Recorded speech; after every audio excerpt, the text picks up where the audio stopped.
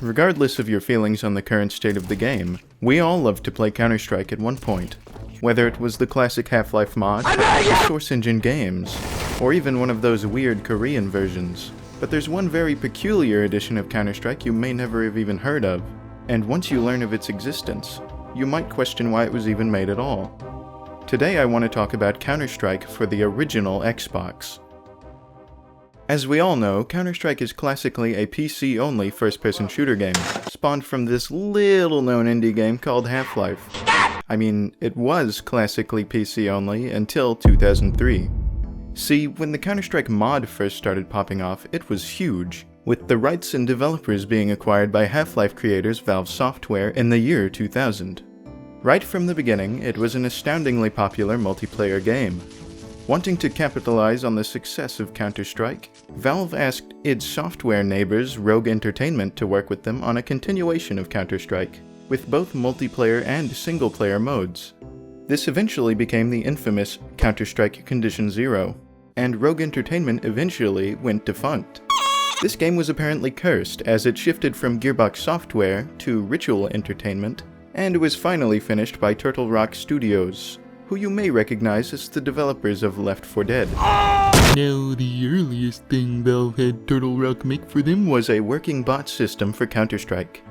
And it's safe to say they were pleased with the results, as Turtle Rock was the final studio to end up working on Condition Zero.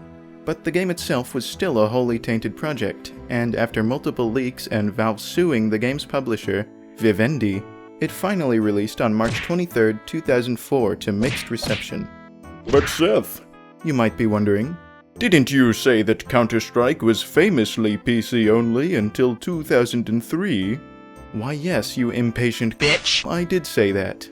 That's because while Condition Zero was in development, Gearbox was also working on a console version of the game. Condition Zero is a bit of an odd duck in that the game was used as a base for multiple other Counter-Strike titles, while still being regarded as just meh. One of these projects was simply titled Counter-Strike, and released exclusively on Xbox after development was concluded by another studio, one which had contributed to the PC version of Condition Zero, Ritual Entertainment. The console version of Condition Zero was planned to have all the same content and some exclusives, stuff like maps, 2 brand new weapons, and even missions, one of which was going to feature a space station. That's right, these motherfuckers predicted Call of Duty Ghosts 10 whole years before it happened. And also that one other space Call of Duty that got cancelled. Getting a little off topic here. Once Valve had deemed the linear campaign mode kinda sucked, it was scrapped in favor of preset matches with team member selection and objectives in the PC version, and the Xbox version was reworked to play as its own separate game, dropping the Condition Zero name. This sadly meant that the new weapons and space station map were also unfortunately trashed. But the game was playable, and came out in November of 2003. Surprisingly, despite all the differences and unique additions, CSX was very faithful to the original PC version, sporting a good amount of maps, factions, and all of the weapons from the time. The game was a very well done port, and should have been more than enough for players yearning for Counter-Strike to come to their preferred platform. It's actually insane how much this game has in it.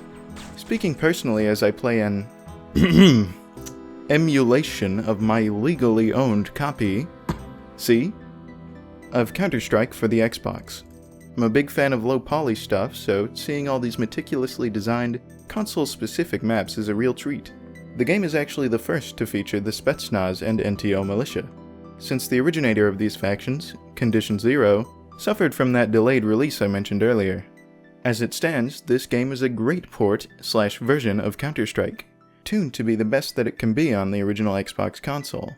Big-ass Duke controller and all. Duke controller? Is that what those were called? Sure, playing a game that requires such precision and tactical movement as CS on a gamepad is a little jank, but the devs gave it their all. And they were rewarded for that. The game sold well enough to get a re-release under the Platinum Hits Collection, a title reserved for only the most sought-after Xbox games. Nice. And Cabela's Dangerous Hunts. Shit. Reviews were better than Condition Zero, so all things considered, I'd say this game was a success. To this day, it is the best and only Counter-Strike game released on Xbox. What? Why are you looking at me like that? Alright, fine. I'll talk about CSGO. But first, you should subscribe. I gotcha. Now you have to. Anyways, 8 years after the success of CSX, Valve partnered with Hidden Path Entertainment, who was already working to keep Counter-Strike's source updated, to create a port of the aforementioned game to modern consoles. It was a new era. Console gaming. So naturally, following the unforeseen popularity of Counter-Strike on the original Xbox, Valve felt it necessary to get another form of the game onto newer gaming machines as well. Unexpectedly, this would become the biggest and most well-known Counter-Strike game of all time. At some point in the planning stages, the title went from a simple port to an entirely new game. This game would come to be known as Counter-Strike Global Offensive, a title that modernized everything about Counter-Strike and stood strong for over 20 years. Dedicated matchmaking, beautiful visuals for the time, and that simple formula that has made Counter-Strike the most satisfying FPS in the world for years on end made this game the ultimate package. But it wasn't always like this. CSGO actually launched to mediocre fanfare, with critics describing it mostly as it's just Counter-Strike but new. Which was fair, I guess. But we all know how it went from here. Valve put money into the comp scene, gave Counter-Strike plenty of amazing updates and eventful operations throughout the years until the divisive one came out. Let's not talk about that now though, we're here to learn about Counter-Strike Global Offensive on the Xbox 360 and PS3. When the game was simultaneously released on both consoles and PC, they were pretty much one-to-one. You wouldn't be able to say it about the latest version of CSGO, but it's as if you'd plugged a controller into your PC and started playing the game like that. Same modes, weapons, very similar visuals, etc.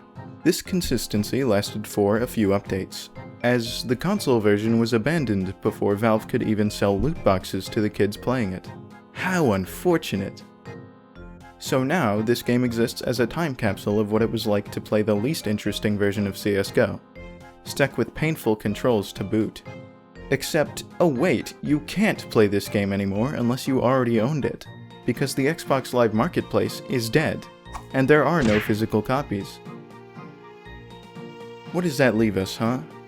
On one hand, we've got a pristine way to play the most legendary FPS in history that you can find pretty much anywhere, from game stores to online auction sites like eBay, and on the other hand, we have a neglected, inferior version of a good game that in all sense of the word, has been buried and locked shut. All in all, maybe Counter-Strike on consoles wasn't meant to be. At least, not as we have it now. Maybe in the future, if the game that shall not be named gets enough polish, we'll be able to see a thriving community of console players able to play and enjoy it with us.